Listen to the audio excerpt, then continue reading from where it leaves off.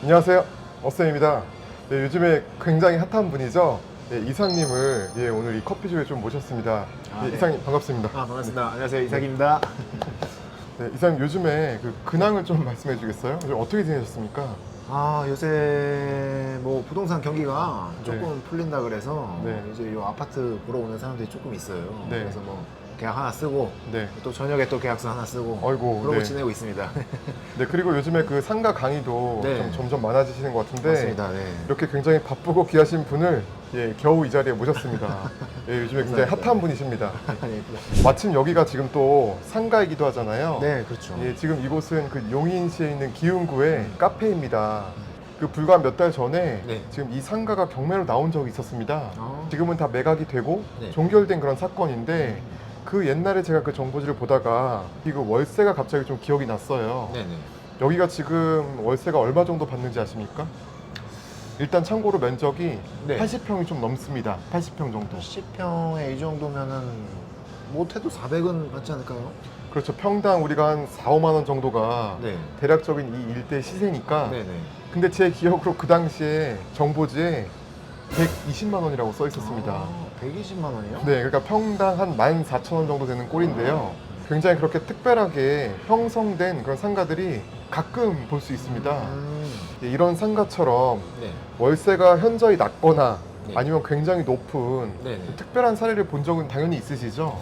그렇죠. 저는 이제 상가 뭐 중개도 많이 하고 네. 경매 물건도 많이 검토를 하다 보면 네. 지금 여기가 120만 원이라고 네. 하셨는데 네. 이거는 정말 말도 안 되게 낮게 책정이 된 것 같아요. 네. 또 높게 반대로 네. 높게 책정된 경우도 많이 있거든요. 네, 네. 대표적으로 제가 예전에 일했던 순회동에서도 이런 케이스가 있었습니다. 네. 그때는 이 경매 나온 물건에 시세보다 아주 비싸게 들어가 있는 네. 편의점이 네. 하나 경매로 나왔었는데 그 편의점을 낙찰받고 이후에 그 네. 편의점을 매수한 분께서 편의점이 빠져나가는 바람에 네. 아주 큰 손실을 봤던 그런 경우도 있었어요. 주변 시세는 이제 평당 25만 원짜리 예. 물건인데 예. 그 편의점만 이제 이 특수성으로 인해서 오피스텔 단지였는데 네. 이 오피스텔에서 편의점 영업이 잘 되니까 예. 그 편의점은 평당 50만 원에 와. 영업을 하고 있었거든요. 네. 그러니까 이제 상가 가격이 두 배로 뻥튀기가 돼버리는 무조건 상가는 그런 거가 된 수익률이니까 거죠. 그렇죠. 입찰자 입장에서는 수익률 반영해가지고 입찰가를 썼는데 그렇죠. 덜컥 낙찰을 받은 거고요. 그렇죠. 결론적으로 그 편의점이 나가버려서 네. 그 매수인은 17억에 매수를 했었는데 지금은 이제 뭐 이러지도 저러지도 못하고 네. 3년이 넘도록 공실로 지금도 아이고. 방치가 돼 있는 상황입니다. 네. 우리가 상가를 검토할 때는 단순히 그 정보지에 있는 월세만 너무 신뢰하면 안 된다는 건데요. 그러니까 지금 이 편의점 사례가 요즘에 굉장히 이슈가 되는 그 대전에 있는 성심당이랑 다를 게 없는 겁니다. 그렇죠. 성심당이 나가면 그 역사 내에 있는 그 구좌는 반토막이 뭡니까? 뭐 10분의 1도 못 받을 수도 있는 겁니다. 맞습니다. 마침 제가 요즘에 뉴스에 계속 성심당 해가지고 얼마 전에 당일치기로 네. 기차를 타고 한번 갔다 왔어요. 다녀오셨어요? 당일치기로 뭐 대전 여행도 가볼 겸 성심당은 어떤지. 아, 근데 대전은 성심당 빼면 시체더라고요. 주변에 볼 게 별로 없었습니다. 특히 그냥 성심당 이거 인근으로는. 그렇게 성심당이 그 대전에서 이제 빠져나갔을 때 그 공간은 가치가 현저히 다 떨어진다라는 겁니다. 그렇죠. 그러니까 우리가 정보지를 볼 때도 딱 거기는 월세를 이제 신뢰하지 말고 그럼 그 근거는 뭔지 네. 아니면 진짜 정확한 시세는 얼마인지 네. 그런 부분들을 좀 따져볼 필요가 있는 겁니다. 맞습니다. 지금 이런 커피숍처럼 네. 120만 원이라는 월세는 누가 봐도 말이 안 되는 건데 그렇죠. 뭐 높은 거는 장사가 잘 되니까 뭐 그렇다고 치고 네. 현저히 이런 낮은 사례는 뭐 어떤 그런 좀 특수성이 있을까요?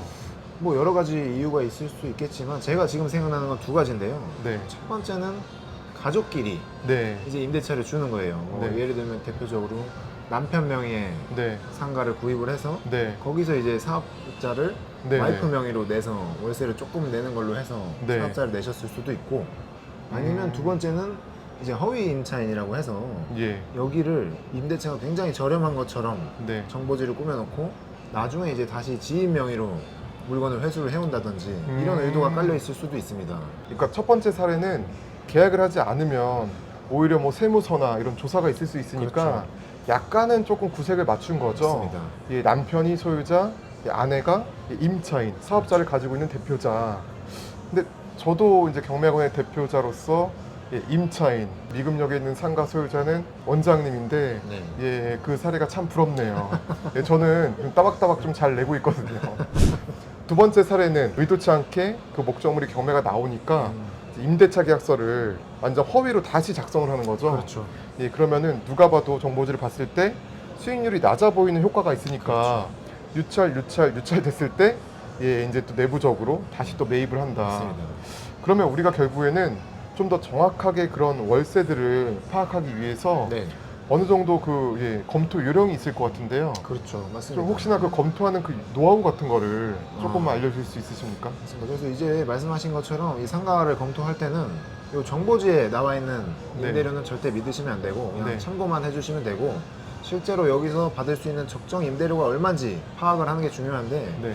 그 방법으로는 기본적으로는 이제 부동산을 통해서 주변 네. 시세를 조사해보고 네. 아니면 여건이 된다면 뭐 여포실에 들어가서 네. 물어보면 조금 더 정확한 조사가 되겠죠. 네. 근데 뭐 그렇게까지 여건이 안 되고 저희가 이제 시간이 제한적이니까 네. 여기 현장에 오기 전에 네. 지도를 통해서 네. 이 상가가 가지고 있는 배우 세대가 네. 적절하게 갖춰져 있는지 배우 세대. 배우 세대 네. 그리고 두 번째로 내 상가에 경쟁 상가가 너무 많지 않은지 네. 그러니까 이 상가 공급량을 말씀드리는 건데요. 네. 상가 공급량이 너무 많으면 이제 공실이 생길 위험도 네. 있고 임대료가 낮아지기 네, 네. 때문에 그런 부분을 체크해야 될 거고 마지막으로 이 내가 가지고 있는 배우 세대들이 어느 길을 따라서 다니는지 동선을 파악하는 게 예. 가장 중요한 세 가지라고 볼 수 있겠습니다. 아, 요즘에 그래서 그 네. 이상님이 강의할 때 네.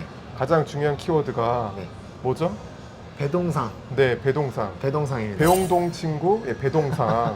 이 세 가지를 면밀하게 검토하지 않으면 예, 우리가 섣불리 상가를 투자했다가 사고로 이어질 수도 있는 그런 실패를 예, 겪게도 되는 겁니다. 여기가 또 커피숍이고 예전에 그 경매가 진행됐던 공간이라서 네. 생각난 김에 이렇게 좀 촬영을 해본 아, 겁니다. 여기가 커피는 맛집이니까 네. 커피나 한잔 하시죠. 네, 네. 알겠습니다. 잘 먹겠습니다. 네.